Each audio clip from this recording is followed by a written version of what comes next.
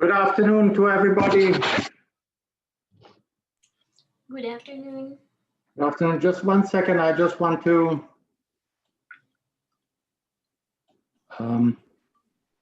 bring some slides here, which we can use today. 1 second. I just made some new slides. Just let me open them.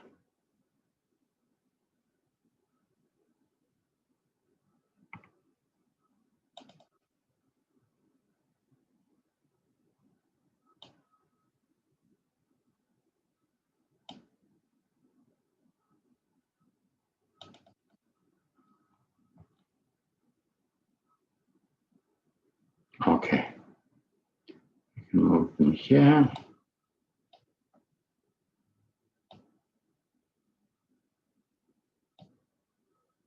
Okay, sorry, just let me go on the screen sharing. I find my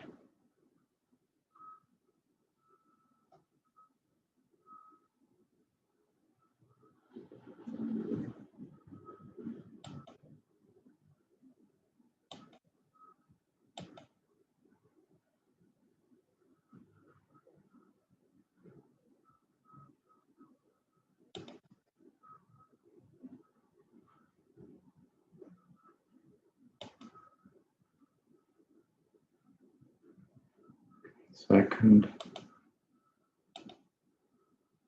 Okay, here we are.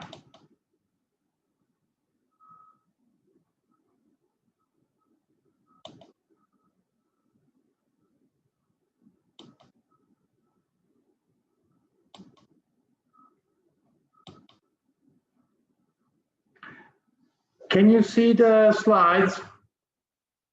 Yes. Okay.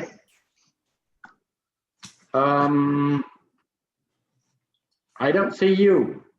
Sorry, I don't, isn't it sort of, you know, it's, if one does a class without, thanks, police, sorry.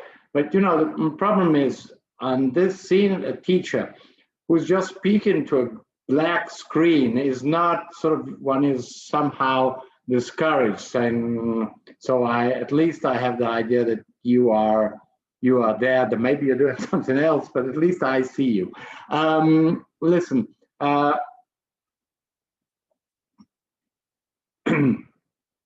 if you remember, I've mentioned this yesterday, in air transport, the business model was more or less always the same traditionally. The idea that each flag carrier, Lufthansa, Air France, British Airways, Alitalia, Iberia, whatever not, had a center, and that center was a hub, and then the system was that of a hub and spoke. So if you wanted to take a especially if you wanted to take a long distance flight where there was no, or a flight where there was no direct connection, you went to the hub and you took a connection and you went to a different destination. With the Ryanair brought this very sort of innovative economic business model, which obviously has its flaws, there's no doubt about that, especially when it comes to, if we look at protection of workers and sort of there's been quite a lot of labor disputes against, successful labor disputes against Ryanair, but brought in a completely different model, which this low-cost model based on point-to-point. So that is flights, no hub, no connection. What does this have as a great advantage for Ryanair? Mostly the fact of punctuality, because in the hub and spoke model, clearly you have much more opportunities. You reach in the hub and then you can find many other destinations. But when there's one plane which is late in arriving in the hub, well, this has disruption on many other flights. While if there's a delay in a point-to-point flight, just think of the flight Rome to Malaga. If it's always the same plane that is going Rome, Malaga, Malaga, Rome, Rome, Malaga, Malaga, Rome. So if there's a delay there, well, this obviously the passengers who receive, who are delayed are annoyed, but it's only them. It does not have effects on the rest of the network, in the sense that the flight from Rome to Frankfurt or from Paris to Vienna does not feel anyway the influence of the delay in this point-to-point system. It's only the Rome-Malaga flight that is in delay, and that's it. So this allows Ryanair to quote very advertising it a lot, the fact that the 95, 97% of their flights are perfectly on time, and this is one of the reasons why passengers like Ryanair or other comparable low-cost airlines, which are punctual because of this model. So just to show you that this brought to a significant creation of alternatives in the railway, in the air transport sector, giving us passengers many opportunities.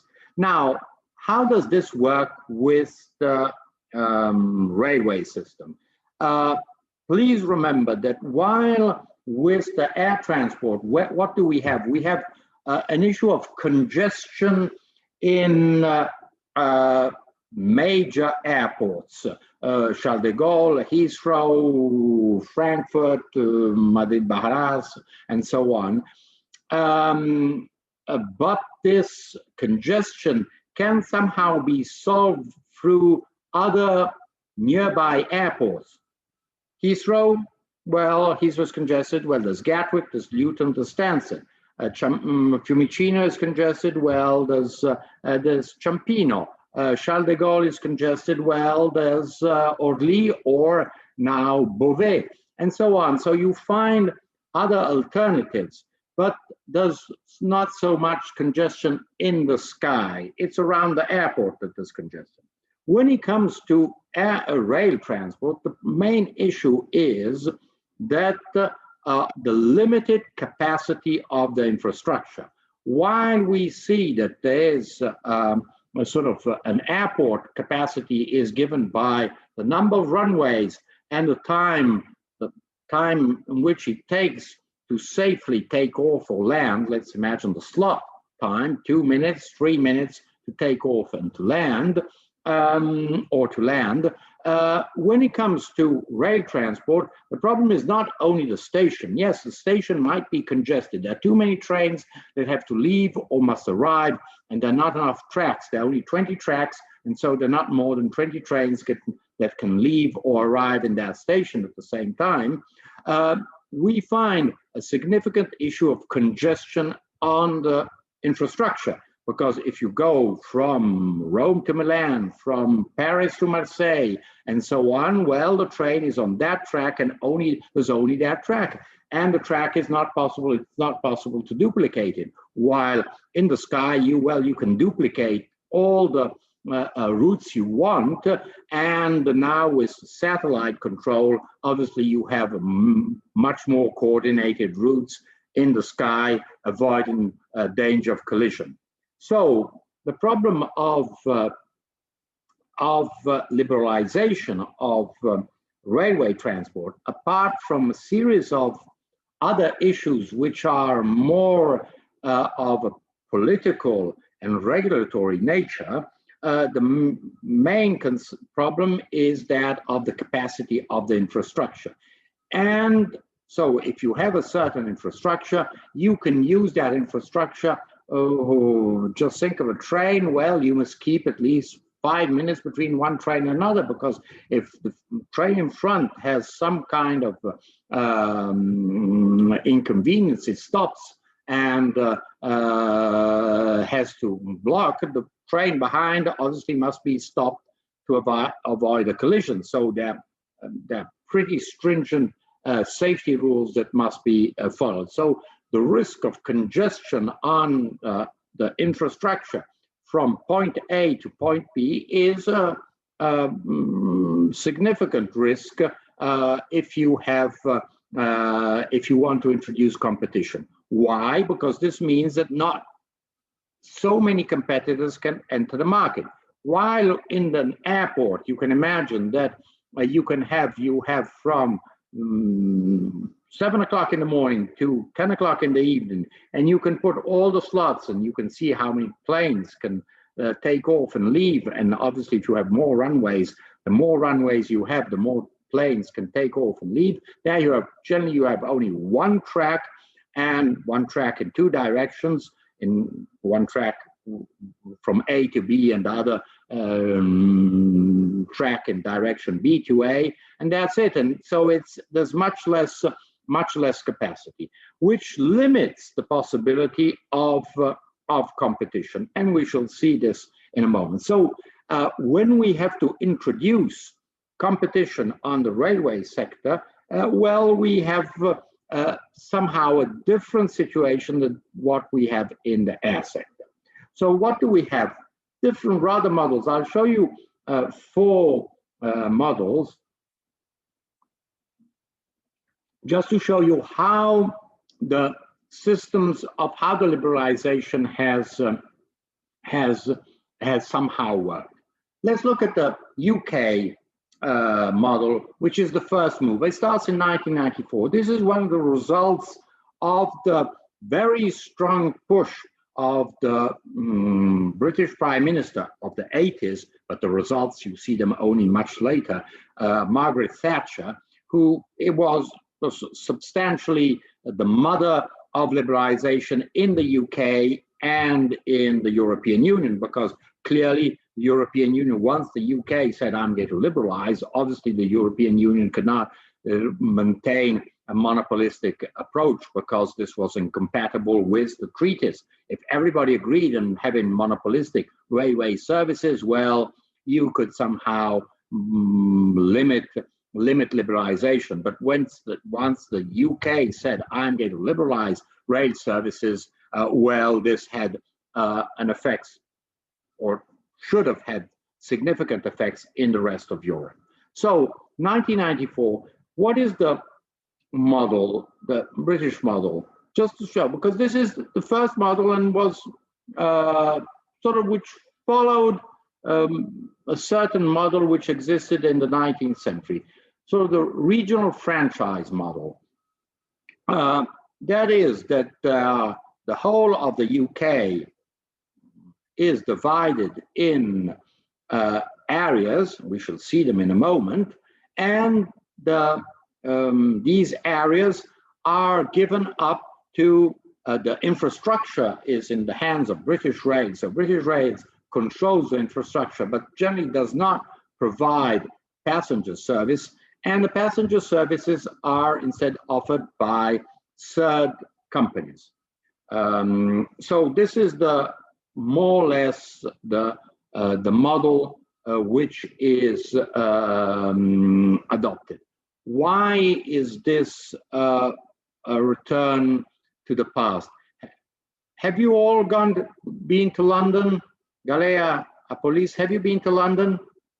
Galea? No.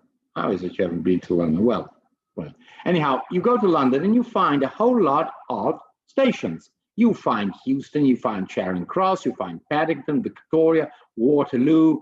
Well, you find, 5, 6 very big stations. Why?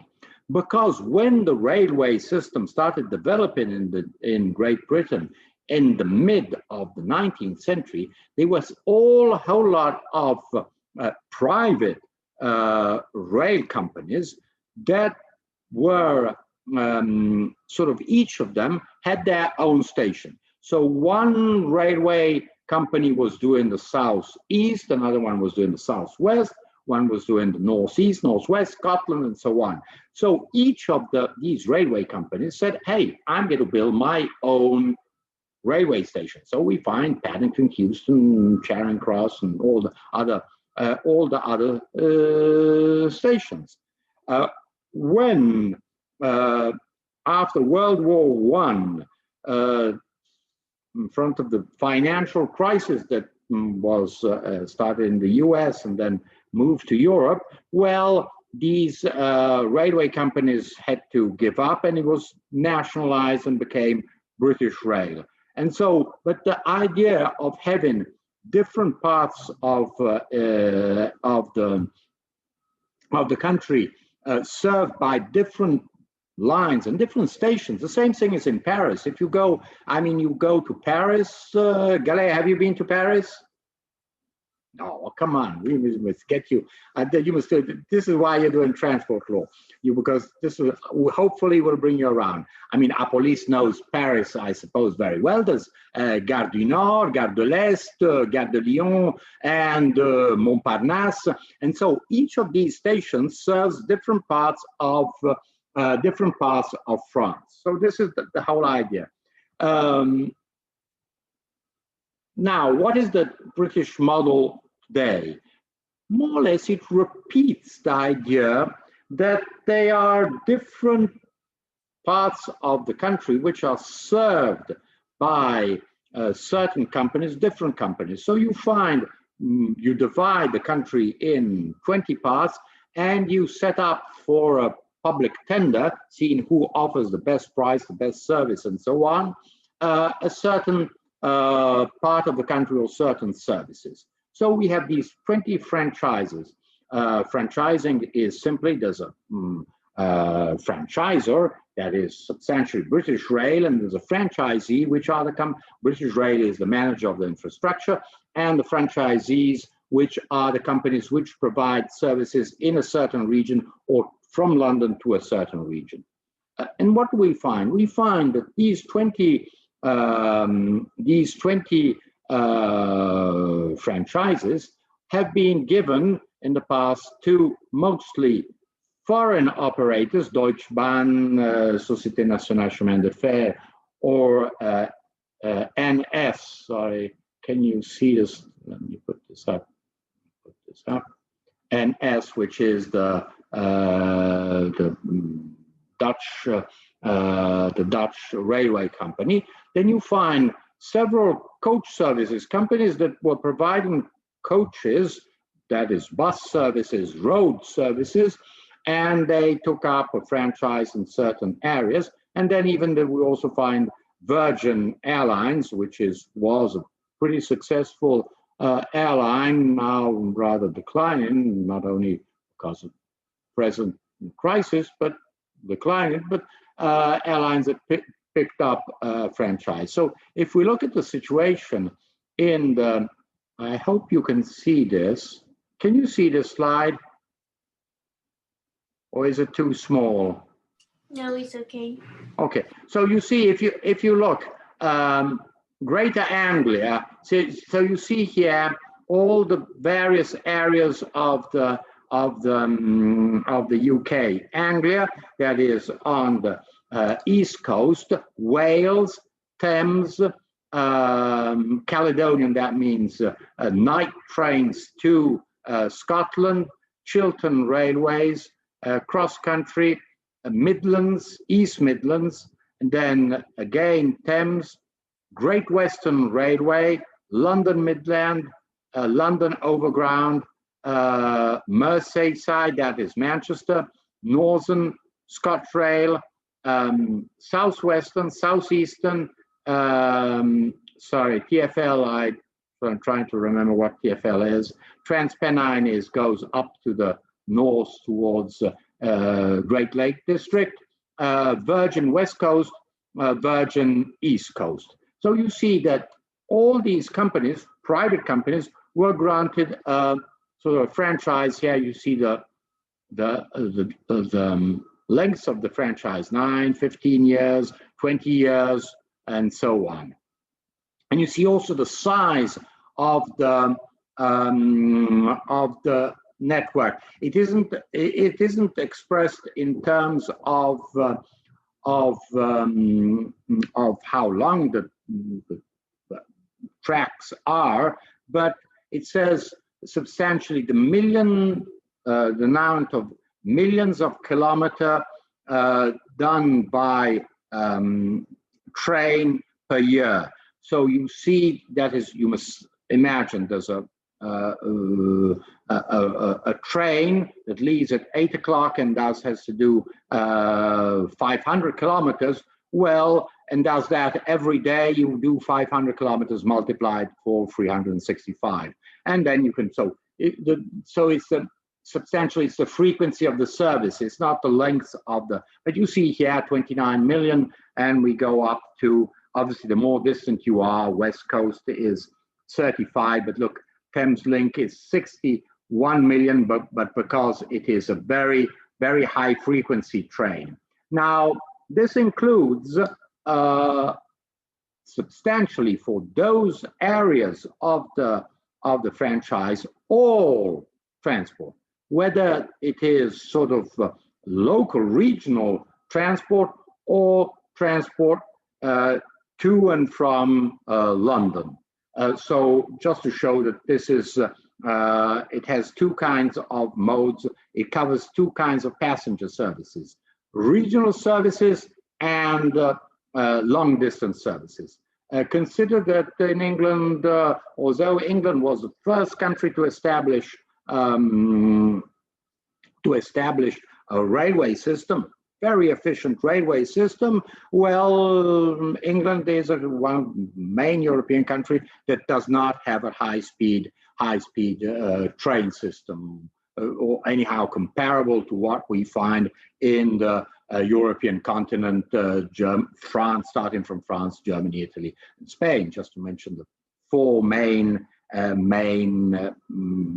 geographically big European countries. So they have no high-speed services. If you take a train from London to Edinburgh, well, you might as well take the plane because it is much quicker to go by plane than go by train. So just to show, this is the English model. So you get a country, you subdivide it in various areas, and you privatize. How do you privatize this?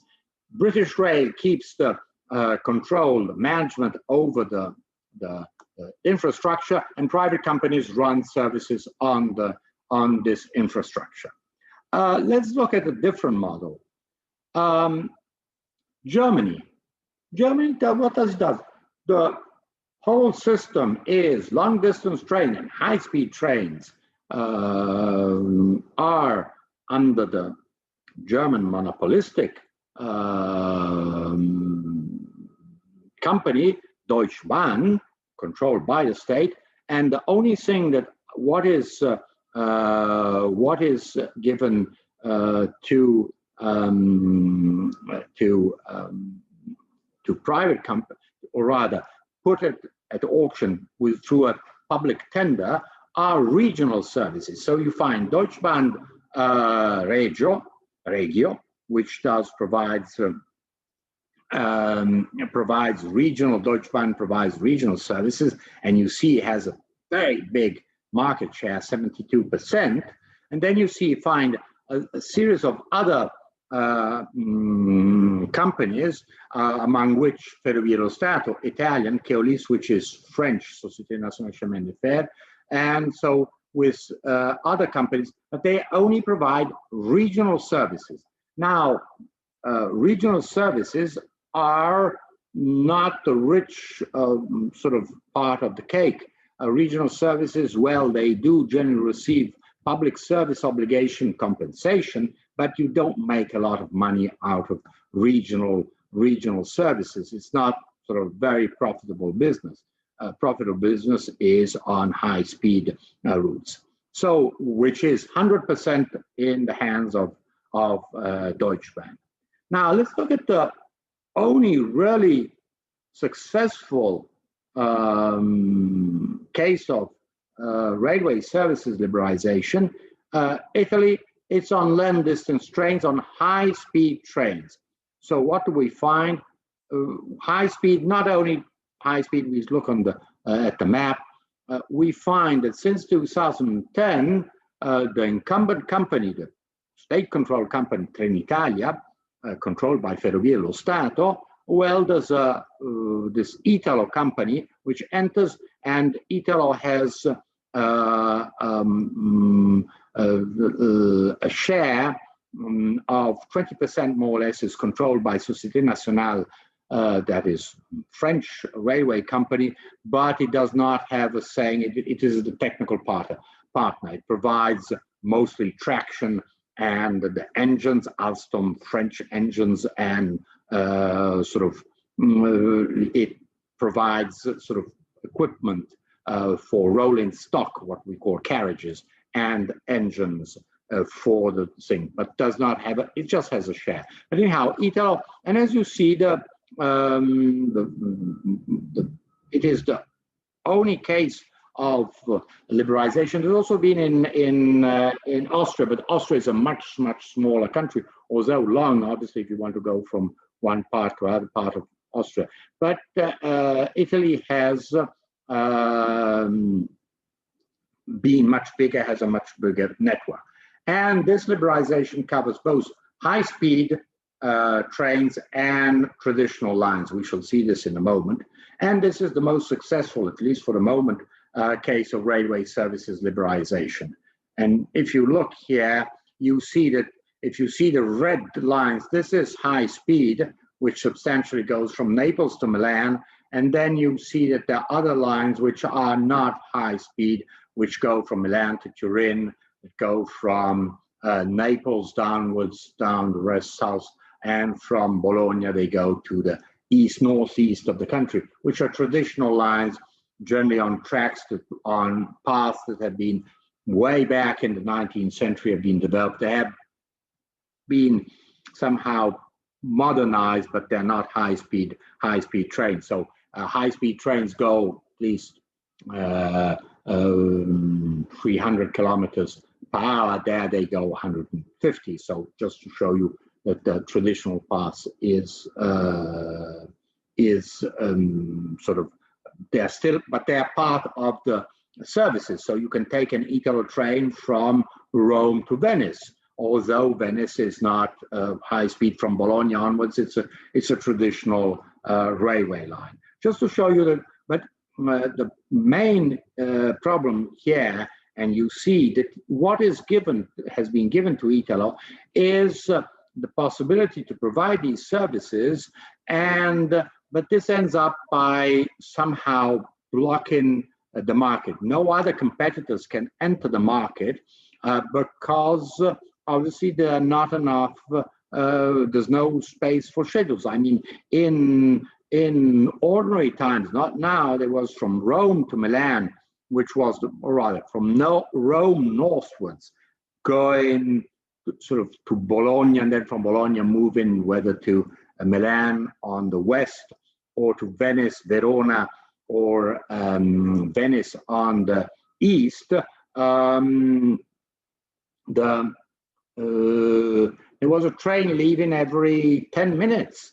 So this, or you oblige Trenitalia to leave, to open up a certain amount of path, and therefore give a further competitor possibility to operate on that infrastructure, or there's no more room. So just to point out that while in air transport we find a very open competition, you find lots of airlines competing, maybe not on the same routes, but on the same route you find 4 or 5, especially if they're big routes, you find 4 or 5 airlines which are competing. When it comes to trains, well, in this case, as you see, which is the example of maximum liberalization, you have only 2 companies. Maybe we could have 3 companies to make the system, to have it profitable, because if you have very few trains, obviously you are not, it's not profitable. It doesn't, you don't have economies of scale. Italo, after having developed its model and sort of competing significantly with Trenitalia, especially on the cost, because Trenitalia is expensive and Italo is much less expensive. well, became profitable, but it took at least 5 or 6 years before becoming profitable. This shows how much investment you must put in a railway company before you become profitable. So just to show that this is typically an oligopolistic market.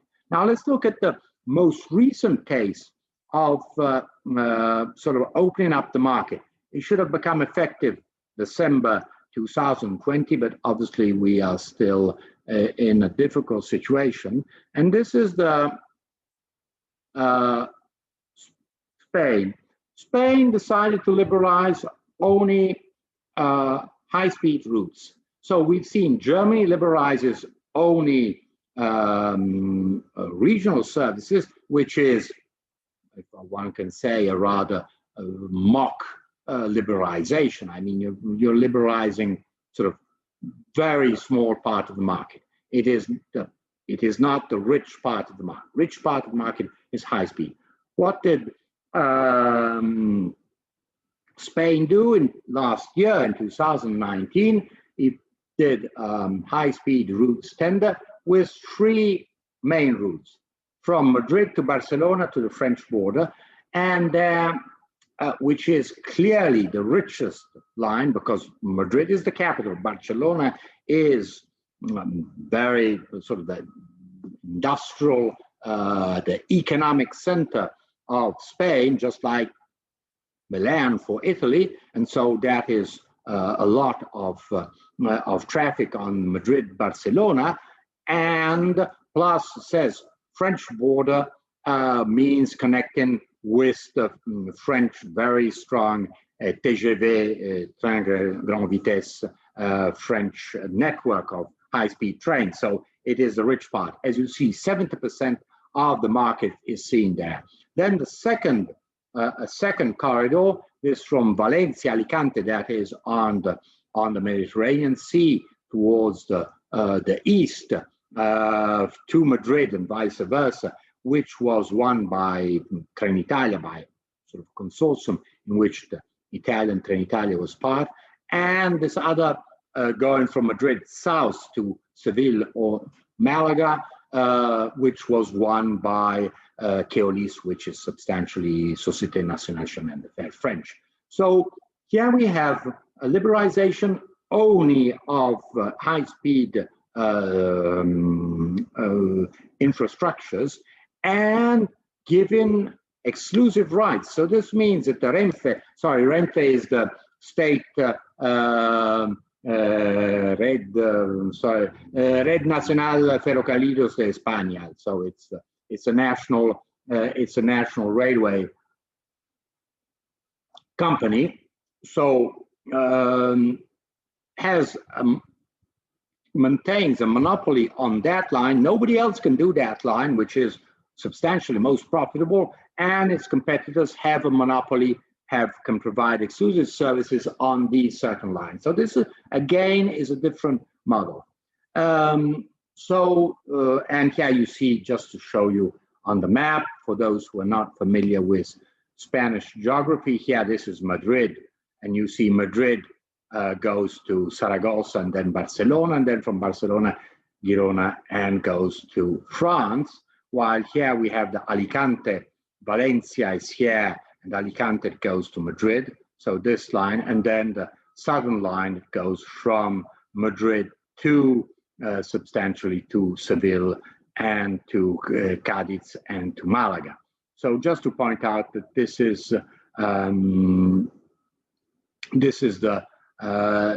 how what was being put on sort of offered for competition in Spain. Now, as you see, we have had very different models of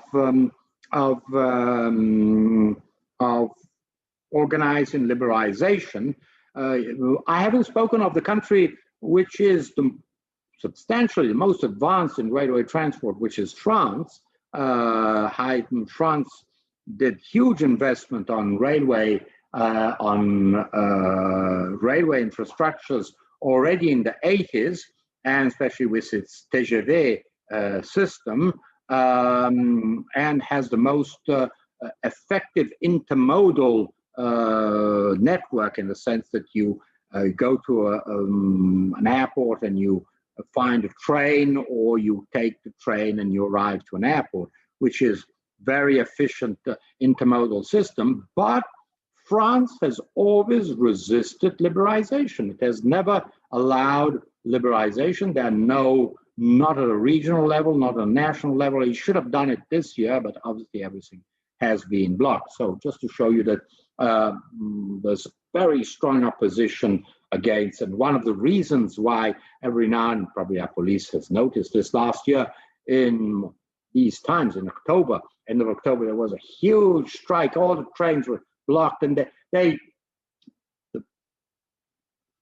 reason they gave was pretty ridiculous, saying, "Oh, with issue of safety, guards."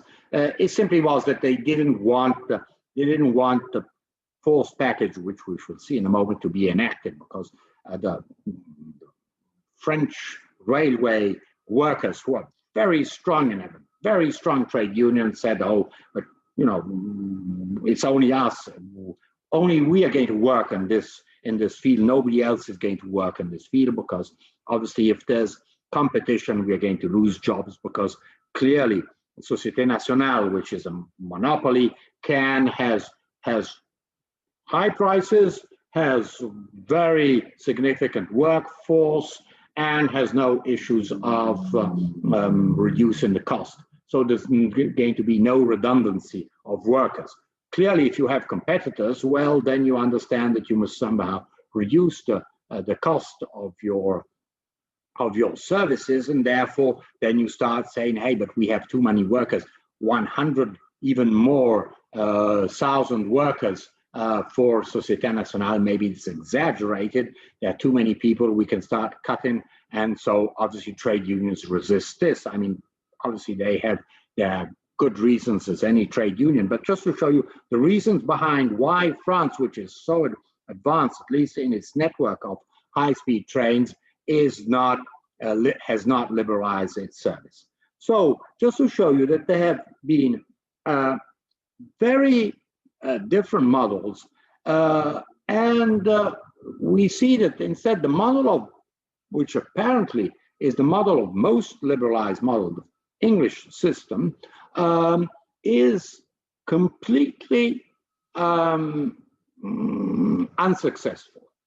Why? Because we have seen, and this we've seen over the last 20 years, that if there's not a very strong state intervention in the creation of efficient infrastructures, well, the railway service remains, that of critical system that was after World War II. I mean, the tracks are always the same. Trains cannot go very fast. They take a lot of time to get from one point to another, and people find other modes of transport, alternative modes of transport. So you see that this is, as you see, the issue of liberalization is not only the fact of opening up the market. If there's not the state that invests significantly in infrastructures, it does not work. France did an enormous amount of investment in infrastructures, Italy too, Germany too, and Spain too, on the high-speed infrastructure, which has brought to, I won't show you the figures, but has brought up enormous amount of passengers moving by train and abandoning air transport in favor of rail transport. Faster, not cheaper.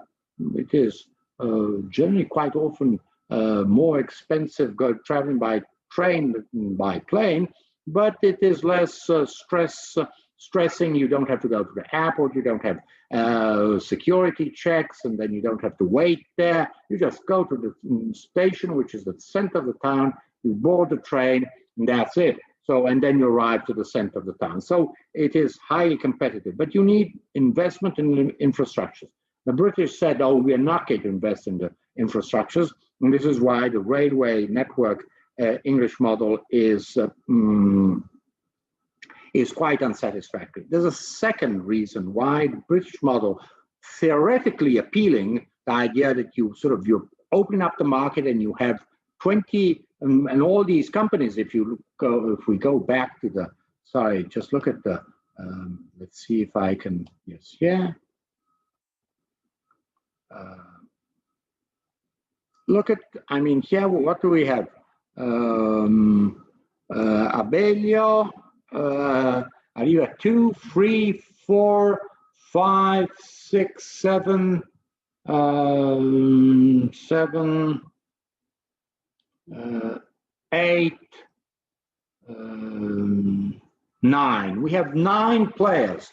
So 9 players, 9 private companies which are providing railway service. They say, hey, there's competition. The problem is that really it's not really competitive, because in each region you have only one company which is offering the services. So consumers, it isn't the consumers say, hey, listen, I don't like the provider of services around Liverpool and Manchester, then I'll go on the East Coast. Obviously, it is, if you want a transport service, it is for that origin and that destination. And so what happens? You have simply,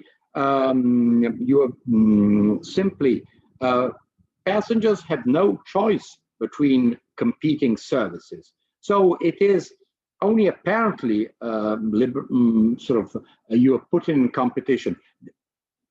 Companies compete to conquer the market, but once they are in the market, once they have obtained a franchise, then they have a monopolistic attitude and they cut on the expenses and they raise prices.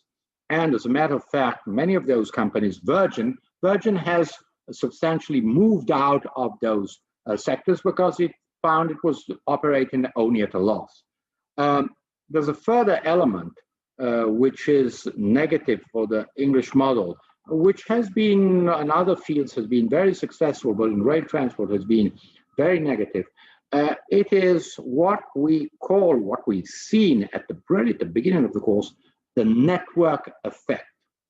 We know that in network industries, whether we're talking of transport, we're talking of energy, or we're talking of telecommunications, these are the 3 main network industries. The bigger the network, the more efficient it is. So, and we've seen it with alliances.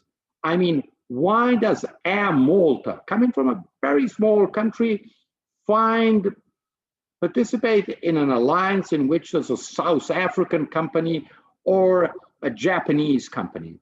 Because it says, hey, if someone wants to go from Maltese citizens, wants to leave to Malta and wants to go to South Africa or to Japan and vice versa, well, my network arrives there.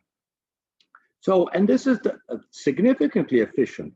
If you interrupt the network, if somehow you are blocking the network, and so the continuity of the network, so you have to change not only aircraft, but you also have to change company, and there's no relation between one company and the schedules are not coordinated and so on. Well, this is inefficient from the passenger point of view, from customer satisfaction point of view. So what happens when you have 20 franchises and you think that all these trains somehow they get to London and they're not coordinated, timetables are not coordinated, and you want to go from southwest from Cornwall, and then you want to go up to, let's say, to Birmingham or to Manchester or Liverpool, or even more to Scotland, well, there's no network effect, there's no somehow relationship between one company which has a franchise in southwestern, let's say, Cornwall,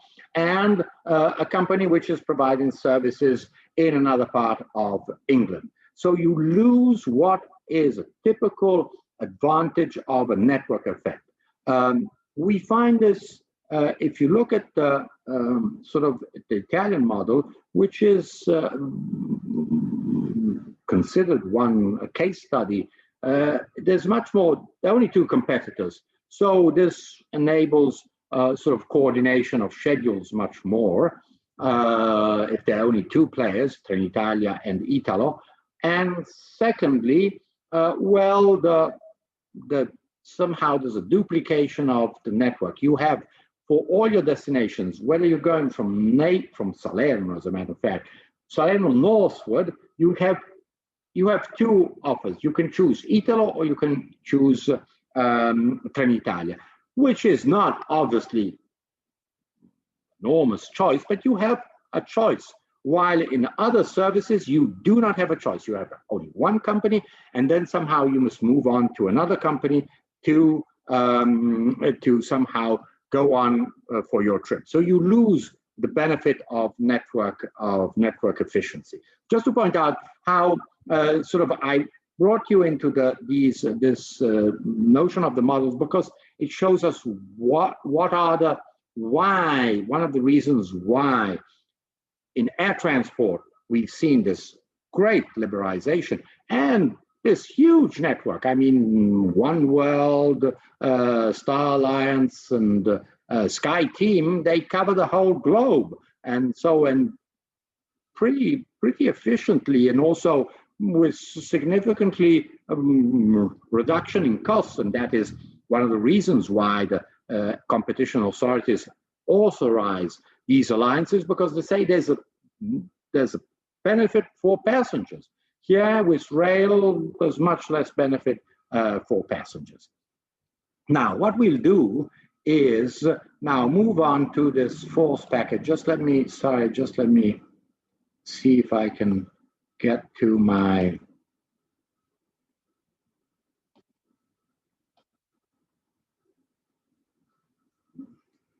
sorry.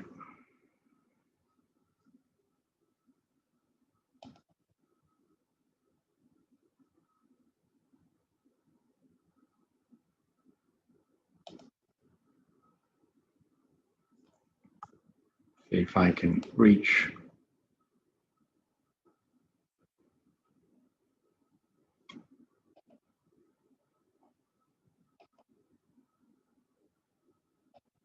Yes, here we are.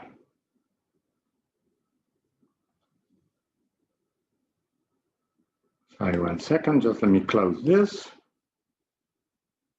Put this here, and let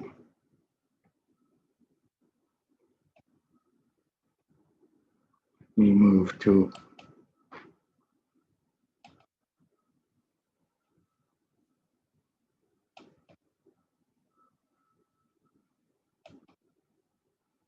so can you see the slides? Okay. So 2016, we've seen this fourth railway package and how we've seen the market pillar and the fundamental principles of access to railway, access to railways, obviously the railway services. Railway undertakings must be granted the right of access to railway infrastructure in all member states for the purpose of operating international passenger services and all types of rail freight services. So international. So for the moment, it's international, which is in some countries might be not very significant, but in other countries, and I've mentioned that area, which is Belgium, Netherlands, Luxembourg, Germany, and France, that very inhabited, rich area, and where trains obviously are typically international. This means that railway undertakings must be entitled to pick up passengers at any stations located along the international route and set them down at another. Therefore, Deutsche Bahn can pick up passengers in Paris, and you go to Paris and you find Deutsche Bahn trains, and vice versa. You go to Frankfurt and you find Société Nationale trains. So for international services, then the further elements of this fourth package: infrastructure manager, any body or firm responsible for the operation, maintenance, or renewal of railway infrastructure on a network, as well as responsible for participating in its development as determined by the member state within the framework of its general policy on development and financing of infrastructure. Just to remind you, while we've seen that airports, big airports, generally are very profitable businesses and are They don't need public state aid. We remember the Aéroport de Paris case, which said, sorry very much, you are, well, obviously an important infrastructure, but you are a company, you are offering services for remuneration, and so I'm going to just consider you as any other undertaking. The fact that you're controlled by the state is quite irrelevant. Here, when it comes to railway, the infrastructure, we have, if there's no state aid, nobody in his or her right mind would put money, a huge amount of money, to create a high-speed track, because it would become extremely expensive if you start saying, hey, I'm going to invest in high-speed infrastructure and my money will return in 50 years. Well, investor would not say, hey, 50 years is slightly exaggerated, and then what do I do with this infrastructure? Maybe you find that some hyperloop, Elon Musk comes along with hyperloop, or with some new devilish invention, and trains have to disappear. So just to point out, it's too risky. So the state has to invest. So the issue is a main issue that we've seen how important it was, with concerns or with regards to air transport. Well, when it comes to infrastructure, huge amount of state aid to the construction of railway infrastructures. Network statement. Now, this is very important to enable. Just think of a French company that wants to establish itself in Italy, or an Italian company wants to establish it in France or Germany or Spain. So the network statement, which says nature of the infrastructure which is available to railway undertakings and the conditions for accessing, charging principles, how much it will cost, including likely changes over the next 5 years. For example, there's one route that now is a traditional route. New infrastructure is being built, a high-speed infrastructure, and you said, well, we will, in 4 years, we will be moving to a high-speed infrastructure, and therefore the charges will go up. So clearly you must know that there's what is the development of the infrastructure, because in this is the business where you need a long time planning. You can't just think that you're going to operate 1 or 2 years. Planes, you can, if you're not providing, you have planes and you're providing sort of services from Rome to Milan. Alitalia was providing sort of 15 flights a day from Rome to Milan and vice versa. Then this disappeared. Nobody takes the plane any longer from Rome to Milan. Well, you find all these planes. Well, what do you do with these planes? You use them on other routes. You use them from Rome to Paris, Rome to Prague, Rome to Athens, or you simply sell them, because there's always a very big market for used aircraft. And so an aircraft which is no longer used, a Boeing, an Airbus 319, which is no longer used by Italy, you sell it to Nigeria Airlines, to Guatemala Airlines, to some other country, and you just sell it. So it's simple. When it comes to trains, well, it doesn't work like that. It isn't to say, I've got these engines, I've got these carriages, and now what do I do? It isn't that you, first of all, it's difficult to bring them elsewhere, but then their technical requirements, it's not standardized. It isn't that you can send your trains and your engines and your carriages to South Africa or to India. I mean, it doesn't work. So this is why you need a sort of a long-term commitment by the network manager that says this is how the infrastructure will be managed and will develop in the next years. And principles and criteria for capacity allocation. How am I going to?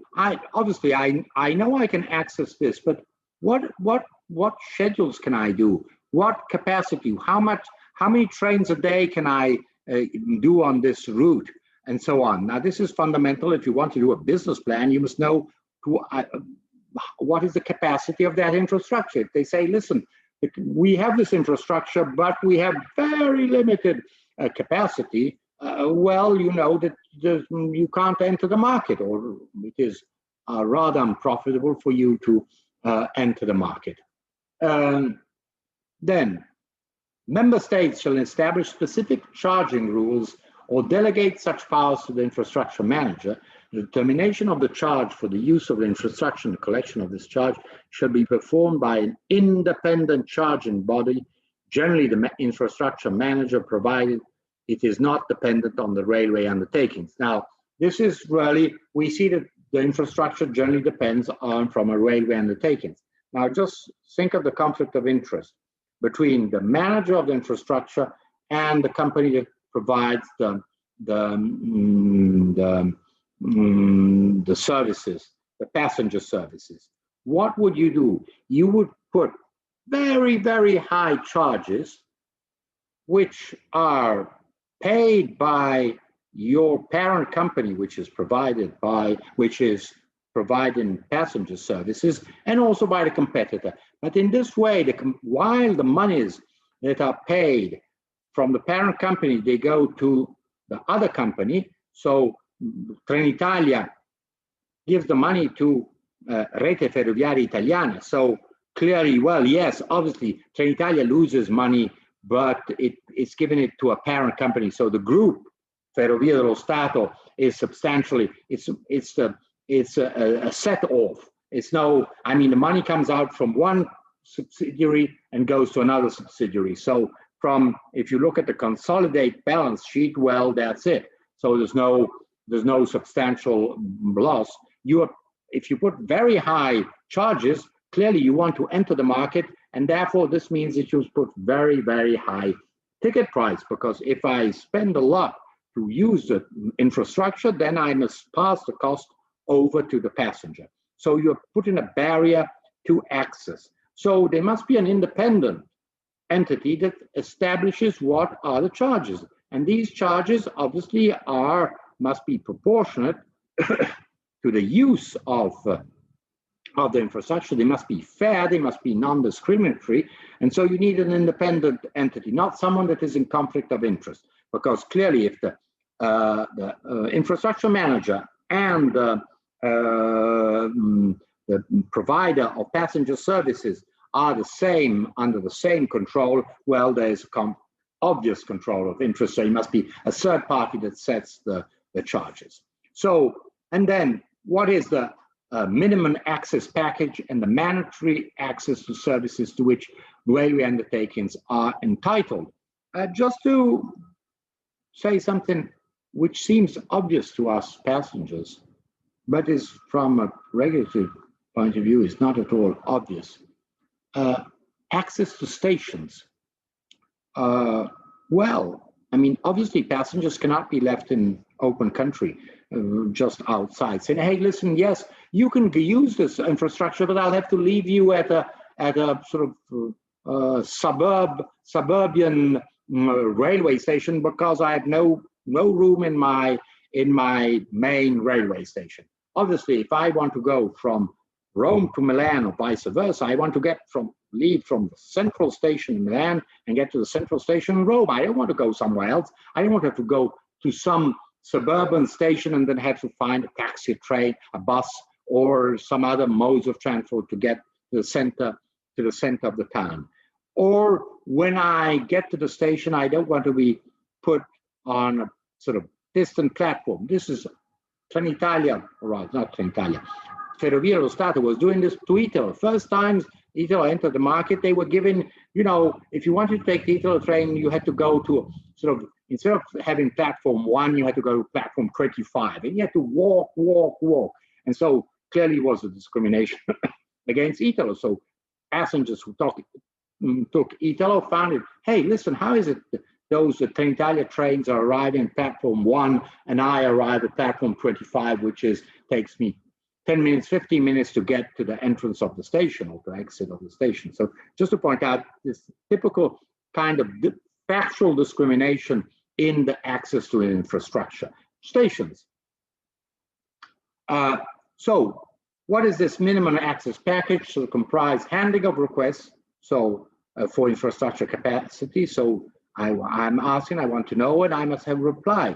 In the case well, no, it's Asayag who has this case, will be exactly the issue of handling of requests. There was this company, that German-Swiss company, who was asked in Italia, Ferrovie dello Stato, for information and was never given this information.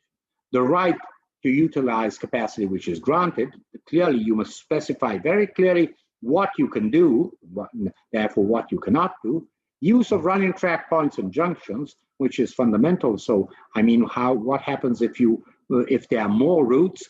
Maybe in some countries there's only one route, but in other countries, typically France and Germany, you might find, and the Netherlands, you might find different routes. And so, which are the points and junctions you can use? Train control, including signaling, regulation, dispatching, and communication provision of information on train movement. This is fundamental, especially in high speed, because it's completely computerized, the system, and therefore you must have certain specific requirements. And all other information required to implement to operate the service for which capacity is being routed. This is an enormous amount of information that you require. Clearly, if you are in the business, you understand quite easily how it works, but a monopolistic manager of the infrastructure, what it will do is withholding this kind of information, making it difficult to know if an Austrian train can circulate on an Italian network, if a German train can circulate on a French network, and vice versa. So these are all kinds of obstacles you're put into circulation of trains. Or if you are a French company, you want to go on, you want to use your trains, you're simply taking your trains and you want to provide a service in Germany, well, you must know that those trains are compliant with obviously the regulations that exist in Germany.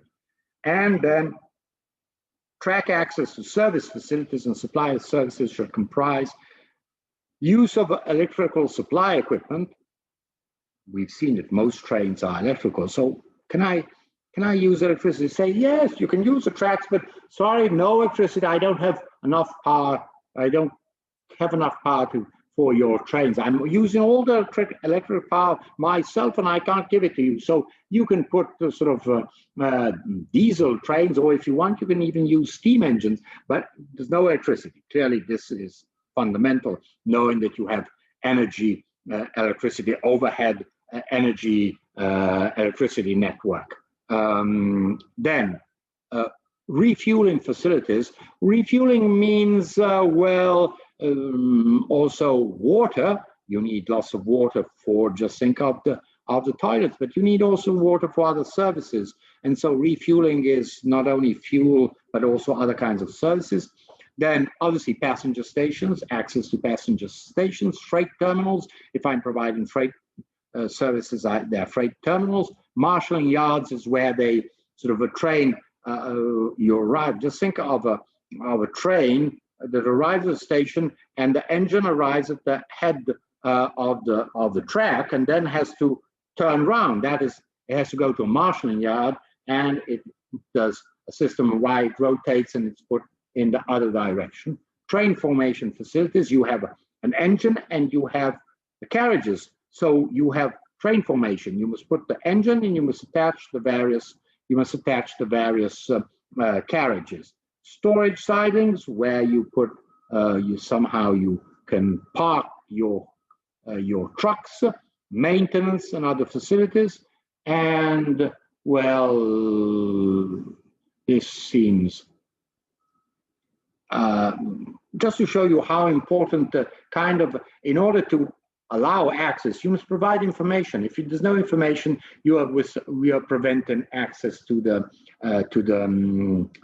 infrastructure. Then we find what are the main elements of charging services. Just I was pointing out that the obvious policy strategy of a company that manages the railway infrastructure and at the same time has a passenger service is to put very high charges, therefore discouraging competitors from entering the market. Say, hey, it costs an enormous amount, and obviously my tickets will be too expensive, and nobody's going to take these, take the train because it is much too expensive. So, first of all, charges for the minimum access package and tracks access to service facilities shall be set at the cost that is directly incurred as a result of operating the train service. So, cost. First of all, element. So, cost-oriented.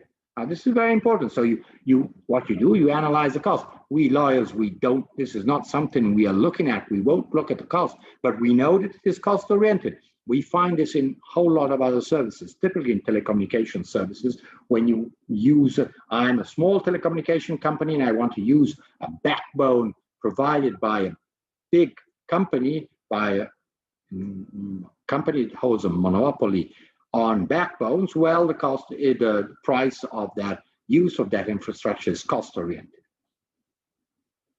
Then the infrastructure charge may include a charge which reflects scarcity of capacity of the identifiable segment of the infrastructure during periods of congestion. So, I mean, if you want to go from Rome to Bologna, which is in Italy the most congested track, because then the trains from Bologna, they go to Verona, they go to Venice, they go to Milan, and so it is less congested from Bologna onwards, but from Rome to Bologna, it is highly congested. Clearly, if there's a congestion, well, this can allow asking for a higher charge. And the infrastructure charge may be modified to take account of the cost of environmental effects caused by the operation of the train. So here we see there's quite a lot of significant investment. For example, the joint venture between Alstom, French, and Siemens, Germany, to produce, for the moment, only regional, not high-speed, regional trains based on hydrogen. Now, hydrogen trains are non-polluting because hydrogen is non-polluting. It presents other risks if obviously the high-rated train explodes. It's somehow messy because electrical train does not explode. It can go on fire, but it does not explode. While hydrogen train has this risk, but it is surely less polluting than an electric train, because electric train uses enormous amount of energy which comes from the overhead electric network. So that must produce lots of electricity. So that is polluting. So you say, well, listen, if you use a less polluting train, well, then I will lower the charges. So this is an incentive to modify the train and have the engine and have less environmentally damaging trains. And charges may be levied for capacity used for the purpose of infrastructure maintenance. And such charges shall not exceed the net revenue loss to the infrastructure manager caused by the maintenance. So obviously, if you have to maintain the infrastructure, obviously you must use the infrastructure, so you have to pay a certain amount. Now, exceptions to charging principles. In order to obtain full recoveries of the cost incurred, infrastructure managers may be allowed by member states to levy markups, if the market can bear this, on the basis of efficient, transparent, and non-discriminatory principles, while guaranteeing optimum competitiveness, especially of international rail freight. So you see that the idea is that of saying, well, there's a lot of state aid to the infrastructure manager.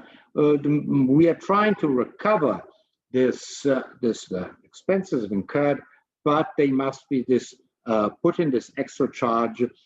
Think of you're setting up a new high-speed infrastructure, and you're trying to recover the enormous amount of money you've spent in this high-speed infrastructure. Well, you can raise a little bit. And subject to certain conditions, railway undertakings those who are providing the services, passenger service or freight services, may be granted discounts on charges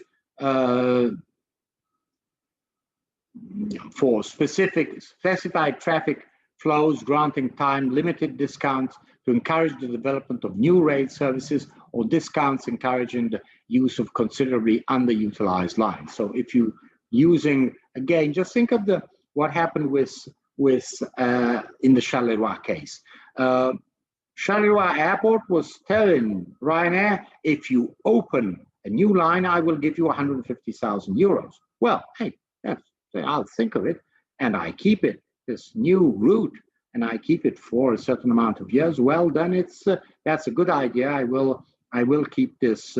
I will open a new line. So you see, the idea is more or less applied also here. Allocation of infrastructure capacity. So we know that here we have not an issue of the airport. Airport is clearly main problem is slots, and so that is the issue of capacity. Here we have the use not only of the sort of the slot in the station, so the fact that when you arrive at the station there's a track that is where the train can stop and unload and load passengers, but also the use of the infrastructure itself from point of origin to the point of destination. So infrastructure capacity shall be allocated by an independent body. In particular, the allocation body shall ensure that infrastructure capacity is allocated on a fair and non-discriminatory basis. So, principle of fair non-discriminatory basis towards all operators that want to enter the market. Then, secondly, this is very important because we see the difference between rail transport and air transport. Once allocated to an applicant, capacity may not be transferred by the recipient to another undertaking or service. Remember what happened with slots. We saw the transfer of slot. So you had a slot and you exchange your slot. You had a slot at 11 o'clock and you say, hey, listen, I'll give it to you. You give me another slot, and under the table, you gave also lots of money to have that slot. So here we see that the capacity may not be transferred. So if a company has, let's say, the 8 o'clock train from Paris, Gare de Lyon to Lyon, well, that's it. You can't transfer it. Well, now there's no competition in France, but you can't transfer it to hypothetical third company. And the rights and obligations and any trading in infrastructure capacity should be prohibited. The rights and obligations of infrastructure manager and railway undertakings shall be laid down in a contract. And when an applicant intends to use some infrastructure capacity to operate international passenger services, well, then obviously you must coordinate with other countries. Just think of typical train that goes from Amsterdam, Brussels, Paris. So you see that is a typical international Thalys service, and it goes high-speed train that goes from Amsterdam to Paris and covers 3 countries, and therefore there must be coordination between the 3 regulatory authorities of the 3 countries. And well, I think we can stop here. Application for infrastructure capacity. We're looking at this, but just keeping in mind that the principle is expressed here for infrastructure capacity of international services, well, then we will find this also on domestic services. So we're looking at international services. Here we have applicant is a licensed railway undertaking and or an international grouping of railway undertakings which provide for such possibility freight for the operation of railway services on their respective territories. So just think of company, national company, or a group of companies. Quite often there's a joint venture of railway companies that join together to provide bilateral relations. Just think between Italy and Austria, or between Netherlands and Germany. Well, you find these groupings. And infrastructure manager, that is clearly generally the owner of the infrastructure manager, or the infrastructure, railway infrastructure, which is generally the state monopolist, may set requirements with regard to the applicants asking provision of financial guarantees. So when someone comes in the market, this entity, this new undertaking, must have a certain amount of financial capacity, must provide these financial guarantees. We've seen this as we've seen this when you ask for a license, an air transport license. You must show that not only you have organizational and technical ability to do that, but also you must give financial guarantees. So just to point out that we are trying to apply the principles that we have successfully applied in air transport. We're trying to apply them, but with much less success in the railway sector. But anyhow, provision of financial guarantee, just to be sure that someone is not going to enter the market and say, hey, but I'm going to abandon the market. This is significant because in England, quite a lot of these companies that obtained a franchise went bankrupt. They winded up and said, sorry, I can't keep on. Virgin just said, hey, listen, I give up the license because it's not profitable. It's too expensive. I don't make any profit. And Richard Branson, the owner of Virgin, said, I'm here to make a profit and I'm not here to make losses. So I'm giving up my franchise. Someone else picked it up and didn't manage to make money. And now the whole thing has gone back to the States. So now on that route, which was served by Great Eastern, Great Western lines, well, they're back substantially to a subsidiary of a company which is controlled by the British Ministry of Transport. So just to show that it is the fact that the company can wind up, not the state-owned company, but private companies could wind up, not have enough money, is not simply theoretical, it is something practical. Railway undertaking infrastructure manager may conclude a framework agreement which may not preclude use of the infrastructure by other railway undertakings. So generally, we see that it is not, if there is the possibility to enter the market, well, you cannot be given exclusive rights except you adopt a different system of that of subdividing the routes or subdividing the areas, and then the competition is between companies to enter that certain market, like in the English system or in the Spanish system. Obviously, if Renfe has Madrid-Barcelona, well, nobody else can get in that market. So the framework agreement specifies the characteristics of the infrastructure capacity. Therefore, you know exactly how many trains you can run and required by which. So it's also an obligation. It isn't that simply you can get the capacity and not use it, then because it's, again, the principle is use it or lose it. If you don't use your capacity, well, you're going to lose it. And the agreement will not specify a train path in detail, but should meet the commercial needs of the authorized applicant. Now, this depends obviously on the country. You might find that the train going from point A to point B might take different paths. This depends on commercial opportunities, on seasonal opportunities. Maybe you're sort of in the summer season, you go near the sea coast, and so you pick up passengers, you bring passengers towards the sea, and you, or that are returning from the sea, and during the rest of the year you take a different path. So just to point out that there's flexibility in the path according to what the network is.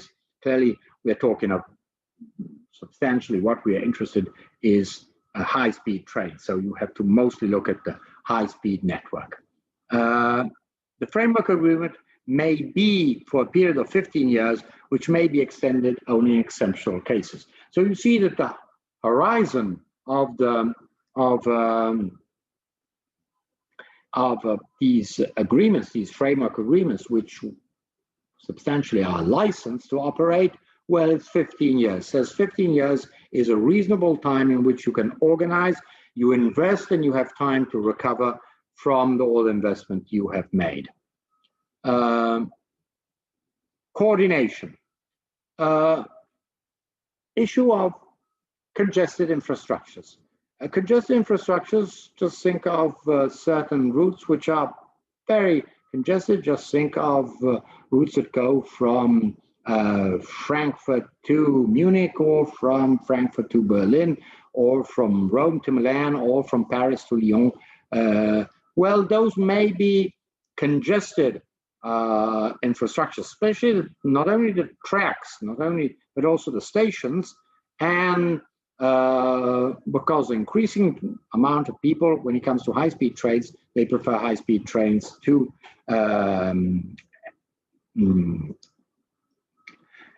air transport services, which are gradually abandoned. Air companies are no longer providing these short-range flights. Sort of everything's taken over by high-speed trains. So, case of congested infrastructures, where the requested coordination of the requested paths and consultation with applicants cannot satisfy requests for capacity adequately, or in case infrastructure in which it can be foreseen will suffer from insufficient capacity in the near future, the infrastructure manager shall carry out a capacity analysis and may employ priority criteria. Priority means the first come, first served. You're already there and therefore you will remain there. Or they might be taking into account the importance of a service to society relative to any other service which will be consequently be excluded. Just think of trains that go in areas which are not served by or difficultly served by other means of transport. So clearly you're going in areas, regions where rail and high-speed rails is essential, so they have priority. And within 6 months of the completion of a capacity analysis, infrastructure manager must produce a capacity enhancement plan, so how to enhance capacity, and the infrastructure manager may surrender, ask a railway undertaking to surrender any train path which over a period of at least 1 month has been used less than the threshold quota. So you see that, again, remember the notion when we had our slots. If you don't use that slot for 80%, for at least 80% during the year, well, you lose it. That slot and that slot will be put into the slot pool. Here is somehow similar. What you do when a company takes commitment and has capacity and is allocated a certain capacity, well, you must use it, and they must use it every day and all the time. Generally, it's on a daily basis. Maybe on weekends they could be less or even more. On certain days they could be less trains. But if you don't use it, it's not an 80%, 20%, but a threshold that has been set in the framework agreement. So the framework agreement will say you have engaged to provide 10 connections every day between origin, O, and destination. Well, if for 1 month among these 10 services that you wanted to have provide, you have provided them less than what was expected, well, I can withdraw them and give them to someone else if it is a congested capacity. And oh, well, we finished here. Just let me move back. Okay, here we are. I think we can stop here for today, and then we'll looking at other aspects of various regulation of rail transport activities. We shall see them on next Wednesday. Questions concerning today's lesson? Police? Galea? Galea, we must sort of must say, as soon as this emergency ends, you must go to Paris. I assure you, Paris it's really. I've been to other parts of France, but not Paris. Oh, I mean, I don't want to do. I don't know. Maybe a police comes from completely different part of France, so I don't know. But I mean, Paris is really a wonderful town. I mean, as a town, it's beautiful. I mean, London has lots of attractions, but it's not, in my view, it's not as beautiful as Paris. Paris is really outstandingly beautiful, and it's worthwhile. And you eat better in France than not in England. So, if I may say so, but there are no British students here. So like that. Police, where do you come from? What part of France do you come from? Versailles, so very near from Paris. Ah, well, so anyhow, so you're supposed to know Paris very well. So we'll have to somehow find a prize trip for Galea to Paris as soon as we get out of the pandemic. Sort of we find a bonus, some kind of competition. Huh? That would be very great. Yeah, I think. Well, I mean, low cost flights. I mean, if take, I don't know, Ryanair from Malta to Paris, Beauvais, clearly not Charles de Gaulle. I don't think it costs all that. It costs so much. So then the problem is getting to Paris and then finding. Probably you will find some friends in Paris. Okay, and see you next week on Wednesday. At Police, you have the Deutschbahn case, which is interesting, which shows the sort of agreements and how substantially Article 101 applies to railway transport. Yeah. Goodbye. Thank you. Thank you. Bye. Goodbye.